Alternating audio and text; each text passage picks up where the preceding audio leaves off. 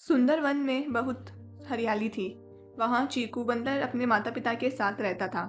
इकलौता संतान होने के कारण बहुत लाड प्यार मिला था उसे, जिसका परिणाम यह हुआ कि वह नकचढ़ा और शरारती हो गया। सबके घरों में शरारतें करता फिरता। लोग उसके घर शिकायतें लेकर पहुंचते। उसके माँ बाप उसकी हरकतों से तंग आ चुके थे। दूसरे जानवरों की शिकायतें सुनकर वे उसे समझाते बुझाते, लेकिन चीकू बंदर पर कोई प्रभाव नहीं पड़ता। सुंदरवन में भोलू भालू का बहुत ही सुंदर बगीचा था। तरह तरह के फूल पौधे थे वहाँ। चीकू चुपके से उसमें जाता और फूलों तथा पौधों को नोचता या उखाड़ फेंकता। भोलू को आता देखता तो वही पौधों की झुरमुटों में छुप जाता। एक दिन की बात है, चीकू अमरूद के पेड़ पर चढ़कर अमरूद तोड़ रहा था कि तभी भोलू आ गया और उसे पकड़कर उसके माता पिता के पास ले गया। पिताजी ने उसकी जमकर पिटाई की, लेकिन फिर भी कोई प्रभाव नहीं पड़ा।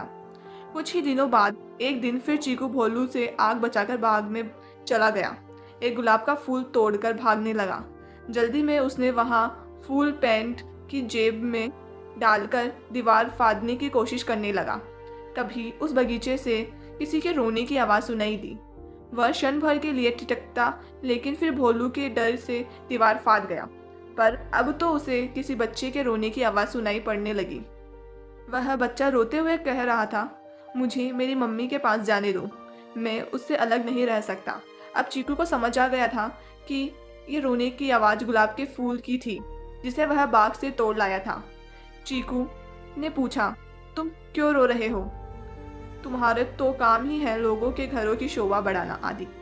तुम्हें मैं नहीं तोड़ता तो और कोई और तोड़ ले जाता और अपने गुलदस्ते में लगाता। तब गुलाब के फूल ने कहा, यह सच है कि हमें तोड़ लिया जाता है, लेकिन अभी तो मैं बच्चा हूँ। जब तक मैं छोटा हूँ मुझे कोई नहीं तोड़ता, क्योंकि इस समय मुझे अपनी माता का प्यार, उसकी ममता चाहिए। इस उम्र में तुम्हें तुम्हारे माँ बाप से अलग कर दिया जाए तो क्या तुम अकेले रह पाओगे? चीकू को गुलाब के फूल की बात समझ में आ गई। उसे अपनी भूल का एहसास हुआ। उसने कहा, मुझे माफ़ करो भाई, मुझे मालूम नहीं था कि तुम लोगों में भी जान होती है। तुम भी हमारी तरह कोमल होते हो। चीकू उस फूल को गुलाब के पौधे के पास ले गया। उसने देखकर गुलाब के पौधे खुश हो गए। बोले, कभी किसी को तकलीफ नहीं पहुंचानी चाहिए। हमारे जीवन का उद्देश्य है दूसरों को सुख पहुंचाना। हम अपनी सुगंध से पूरे संसार को सुगंधित करते हैं। तुम्हें भी अपने कार्य से दूसरों को सुख पहुंचाना चाहिए। चीकू को अपनी भूल का एहसास हो गया। उसने वादा किया कि वह फिर कभी फूलों को नुकसान नहीं पहुंचाएगा। दोस्तों, किसी भी जीव को नुकसान पहुंचाना गलत है।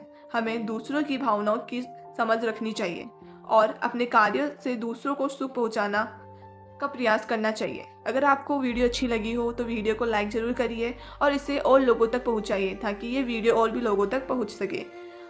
फिर मिलते हैं ऐसे ही इंटरेस्टिंग वीडियो के लिए। अभी तक के लिए